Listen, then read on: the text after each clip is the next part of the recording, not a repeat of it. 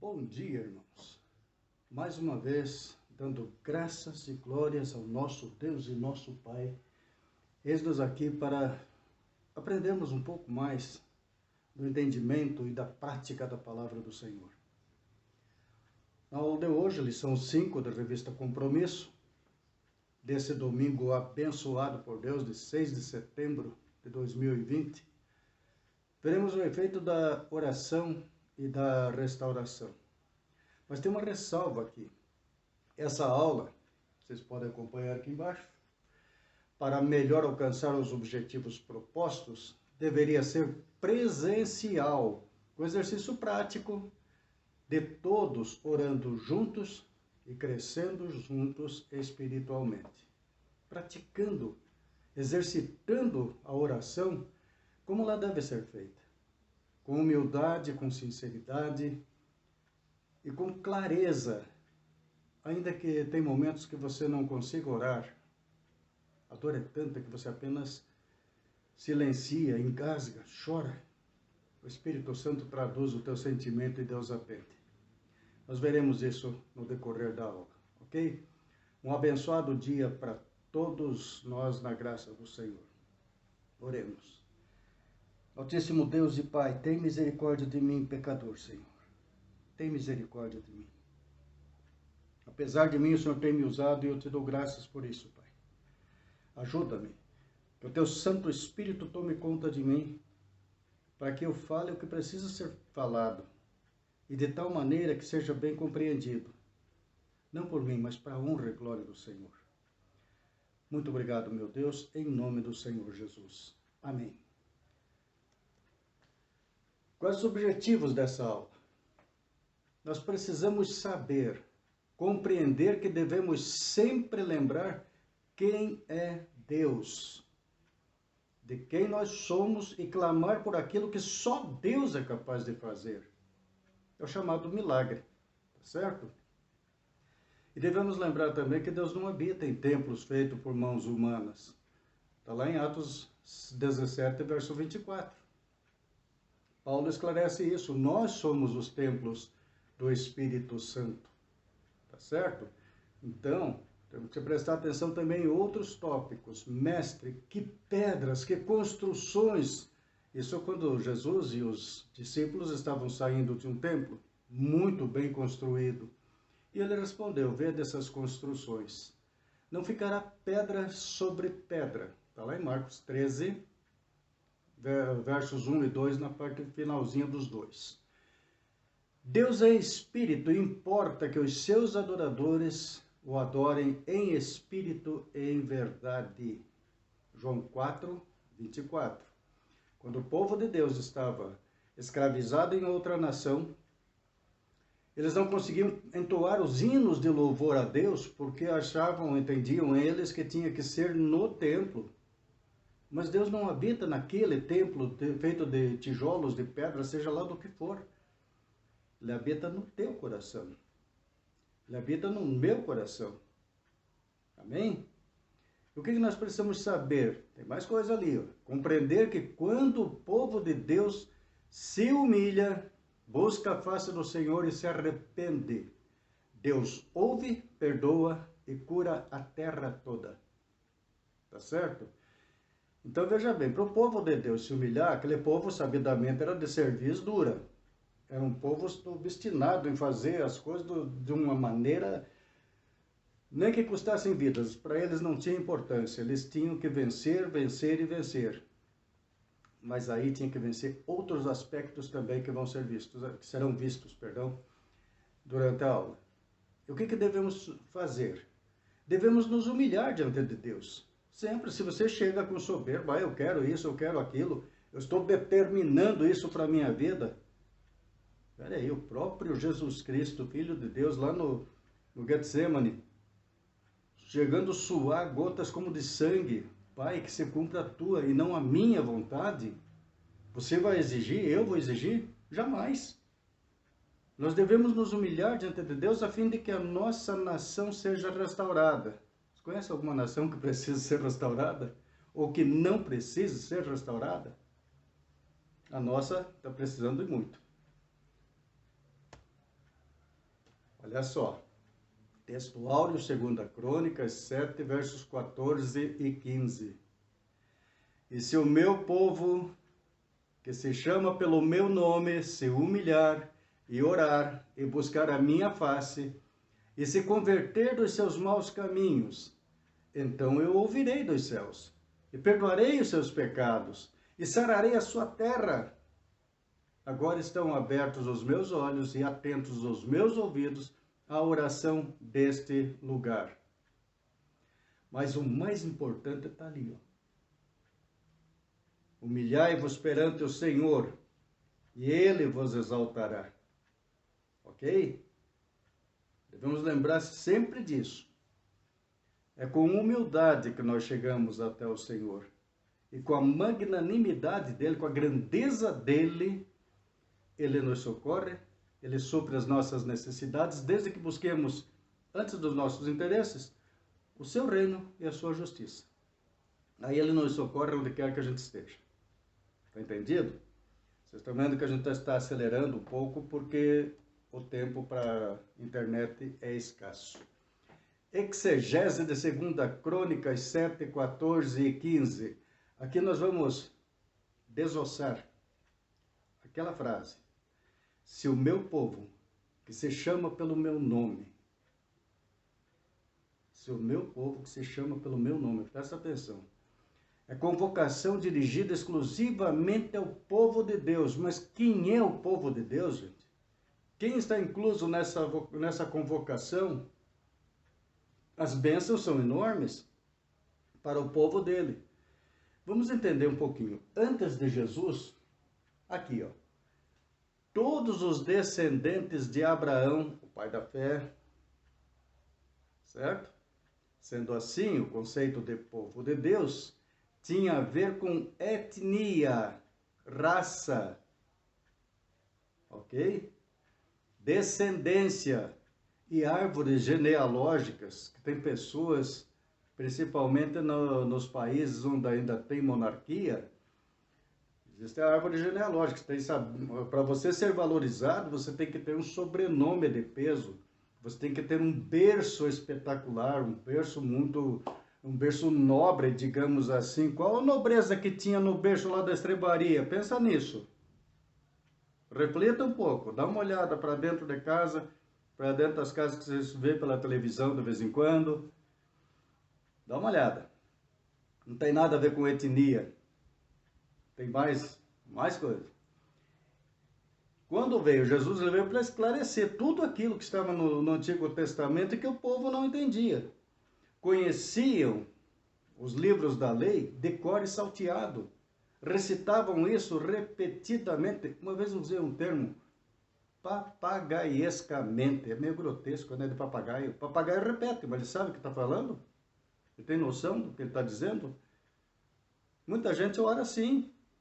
Muita gente lê a palavra de Deus, decora a palavra de Deus, mas é desse jeito, é só automático, vai repetindo palavras, sem efeito nenhum. Mas depois de Jesus, isso aqui é muito importante, o conceito do povo de Deus é identificado de outra forma. Jesus disse, povo de Deus é todo aquele que faz a vontade do Pai.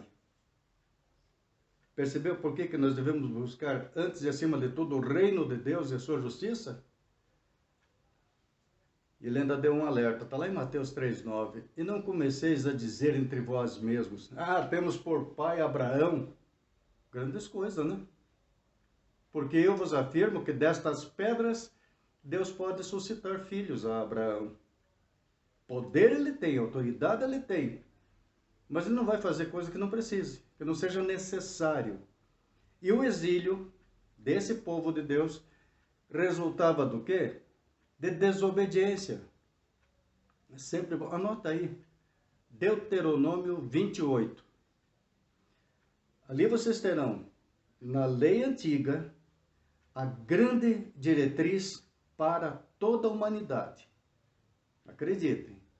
Do 1 ao 14, vocês vão ver muitos mares, muitos oceanos de bênçãos. Mas do 15 em diante, é só pancada para quem desobedece. Não que Deus queira castigar. Ele mostra o caminho da graça. O pessoal busca a desgraça. Aí vai fazer o quê? Procurar acordar esse povo, né?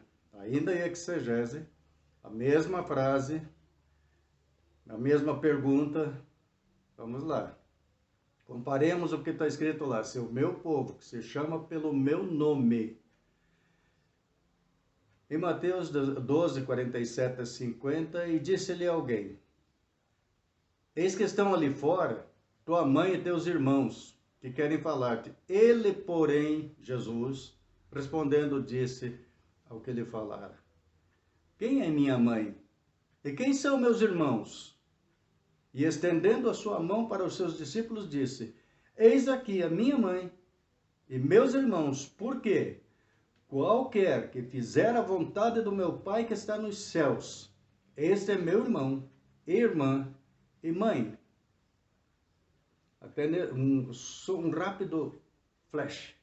Tem uma irmãzinha da nossa igreja, irmã Ana Gomes, que eu trato ela de irmã, porque é uma benção aquela pequenina guerreira. Grande irmã. Tem muita gente boa em todas as igrejas, que são nossos irmãos, que são nossas irmãs, que são nossas mães. Pessoas que amamos em Cristo. E como é gostoso você ouvir de um irmão ou de uma irmã essas palavras tão simples. Eu te amo. E tão extensas. Abranda corações. Exercite. Experimente. Você pode achar estranho no começo, depois se acostuma. Se humilhar é outro texto, outra palavrinha que está na mesma frase lá daquele verso que nós já vimos. Se humilhar é reconhecer e admitir todos os meus pecados, os meus erros.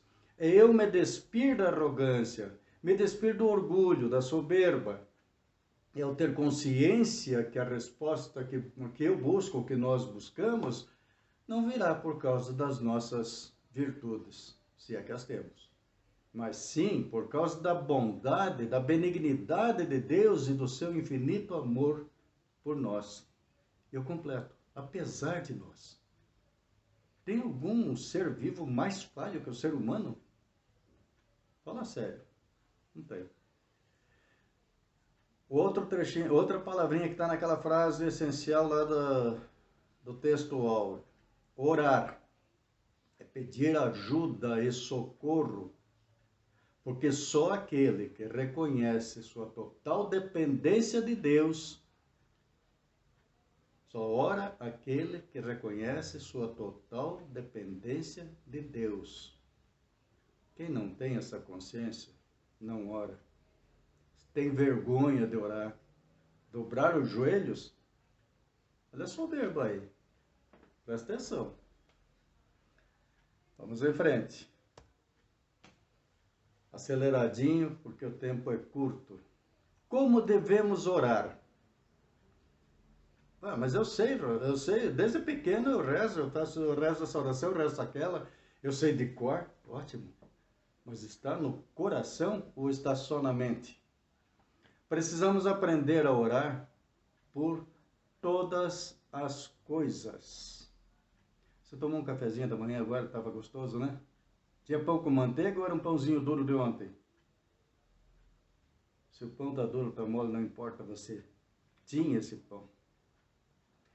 Milhões de pessoas no mundo, quando muito, conseguem fazer uma refeiçãozinha mequetrefe por dia. Uma. Vocês não têm ideia do que acontece com os povos da África, do nosso Nordeste. Tem fotos, eu acho que já até tiraram, porque era impactante demais. Na frente estão daqueles barraquinhos de taipa, a criancinha com uma tigelinha na mão, catando migalhas. Era a refeição dele. Então nós precisamos ter humildade para orar. Não estejais inquietos por coisa alguma.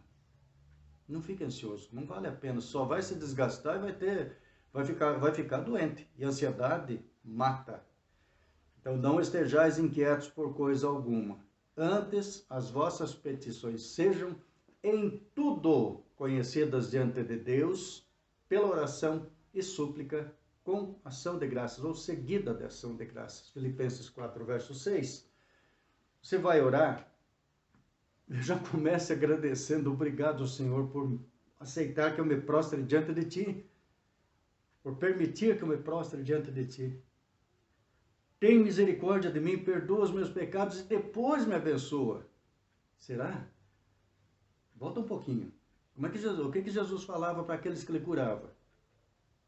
Em nenhum momento ele disse, eu curei. Nem ele, Jesus.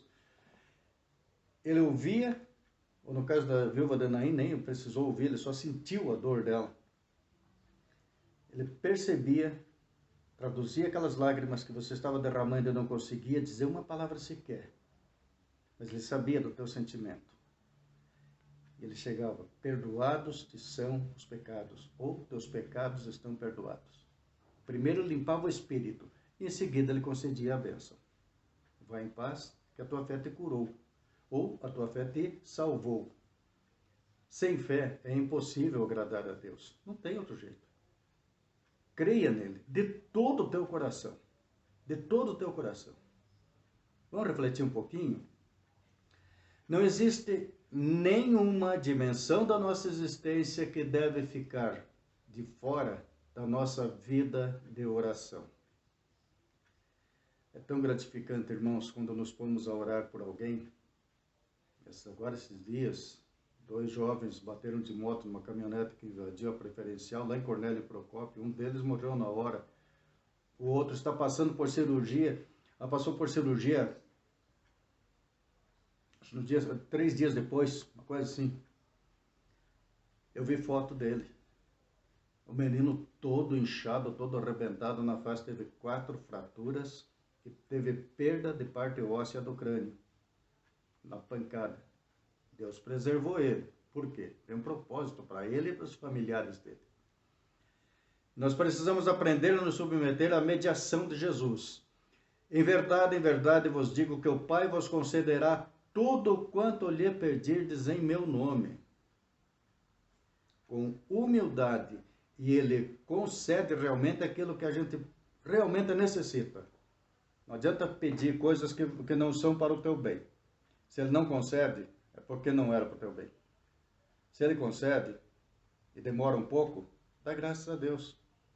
Ok? Vamos em frente. O tempo corre. Note bem. Razões do porquê orar em nome de Jesus.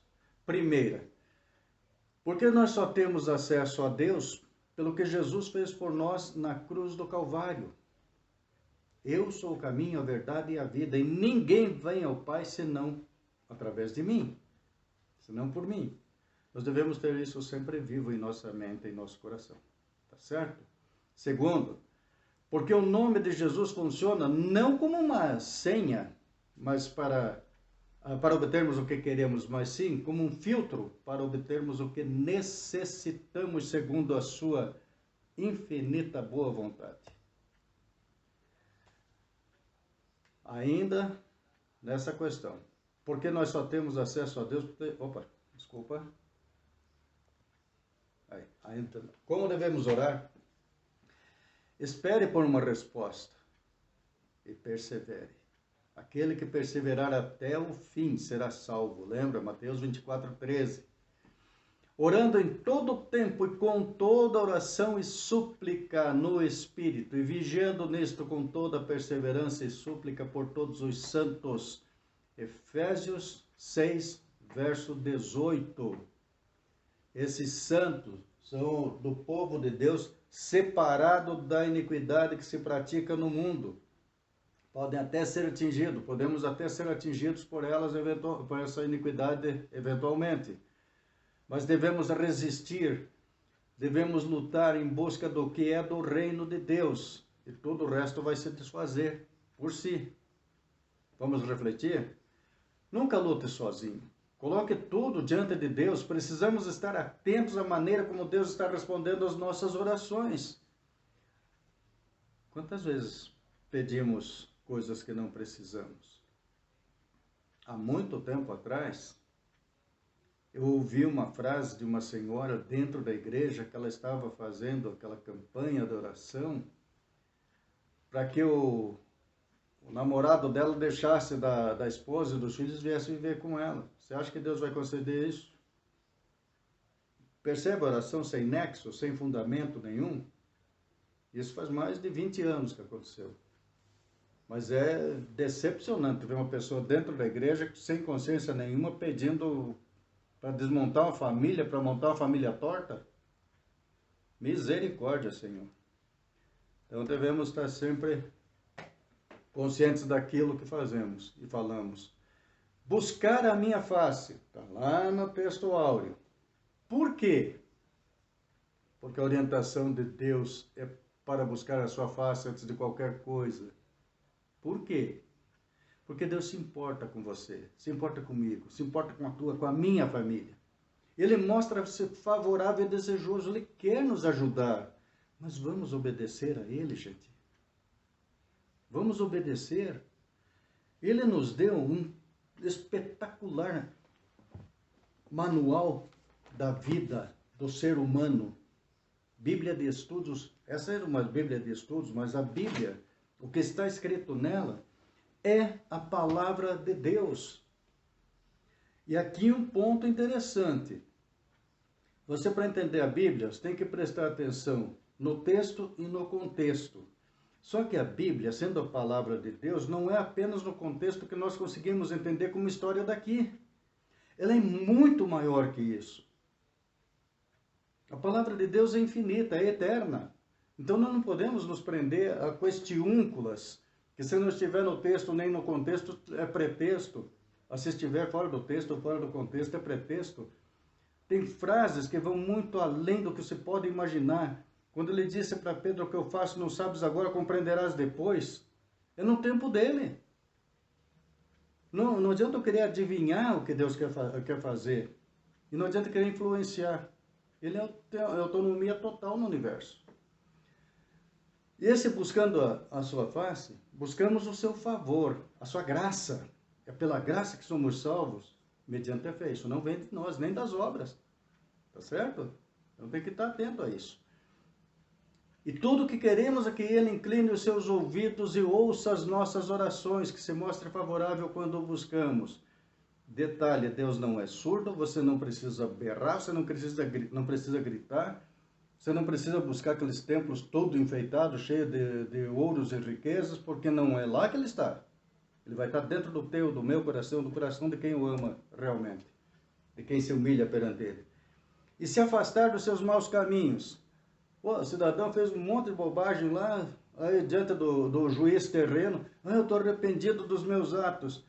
Aí leva uma multinha, vai levar umas cestas básicas para alguém que precisa. Ele manda entregar, mas ele não entrega. E dali uns tempos está cometendo os mesmos erros de novo. Presta atenção. Na restauração de Israel, que está lá em Ezequiel 36... Deus repreendia aquele povo com dureza, porque só com dureza para quebrar a lenha dura.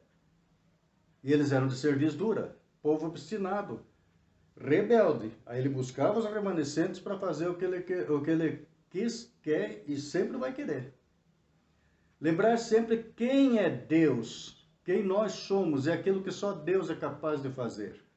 Essas palavras apelam para a nossa capacidade de recordação, de memorizar. Porque todas as vezes que nos esquecemos de Deus, nós passamos a andar por caminhos maus. Lembra lá no primeiro salmo? Não vos assenteis nas rodas de escarnecedores. Não adianta você dizer que mudou de caminho se você continua no mesmo ambiente. Está sendo contaminado. Você não consegue mudar aquele povo? Cai fora de lá. Se você conseguir trazer um de lá para seguir o caminho da palavra de Deus, seguir pelo bom caminho, traz. Mas não continue voltando lá. Por que precisamos orar? Há coisas das quais devemos lembrar. Por quê? Esses porquê vão incomodando, né? Mas é para fazer pensar mesmo, para refletir. Porque dos céus o ouvirei, e perdoarei o seu pecado, e curarei a sua terra. Olha que bênção! E a nossa terra está precisando de tanta cura, desde o meio ambiente até altas autoridades. Ter a certeza de que Deus ouve, perdoa e cura. Deus garante que as nossas orações pelo povo nunca ficariam sem resposta. Esse eu transcrevi da revistinha. Aqui eu colocaria, usando a neurolinguística, eu tiraria o nunca. As orações pelo povo sempre teriam uma resposta. Alerta: Deus quer usar o seu povo para mudar o destino da nação. Ele quer usar o seu povo para mudar o destino da nação escolhida. Deus pode agir quando, onde, como Ele quer. Ele tem autonomia, tem poder, tem autoridade, e o tempo é dele, o jeito de agir é dele. Não interfira, não determine nada. Ele sabe o que fazer, por quê e para quê. Deus é a nossa rocha e fortaleza. Devemos continuar orando e intercedendo pelo socorro à nossa nação. E aí, para concluir, momento de oração com todo fervor. Como disse no primeiro slide, essa aula teria que ser presencial. Nesse momento, estaríamos em grupos dentro da classe, 2 a 2, ou em 3, ou em 4, pequenos grupinhos ali, um orando com o outro, um orando pelo outro. Porque tem diferença, você orar pela pessoa é uma coisa, você orar com a pessoa, os dois vão interagindo na oração. É muito mais forte, lembrando de orar no poderoso nome de Jesus. Mas para quê? Para que todos os cristãos continuem servindo a Deus com total fidelidade, independente do preço a ser pago. Quebra a minha vida e faz-a de novo. Eu quero ser um vaso novo. O hino forte. Tem muito crente que treme, estremece quando canta esse hino. Mas é muito de grande valor. Porque ele transforma para muito melhor. Deixa ele espatifar o que não presta, ele vai te dar algo muito melhor. Fez isso comigo, está fazendo dia a dia, me desbastando as crostas que eu por mim mesmo não consigo tirar. Pela restauração da ética e lisura em nosso país. Não o liso escorregadio que foge da justiça, que tem protetores aqui na terra e não paga pelos erros que faz. Não é isso. Lisura é a delicadeza, saber lidar, é a docilidade da pessoa com relação a Deus, com relação ao próximo. Tudo que você quer que o homem faça para você, faça antes para ele. Você precisa de perdão, você tem que perdoar primeiro. Está lá em Mateus 6, versos 14 e 15. Não tem outro jeito. Entende? Então você tem que tratar como gosta de ser tratado. Momento de oração com todo fervor também pelo presidente da República, pelo vice-presidente, líderes do Congresso, Suprema Corte e todas as lideranças do país, para se empenhar em fazer do Brasil a bem-aventurada nação que almejamos e que podemos ser.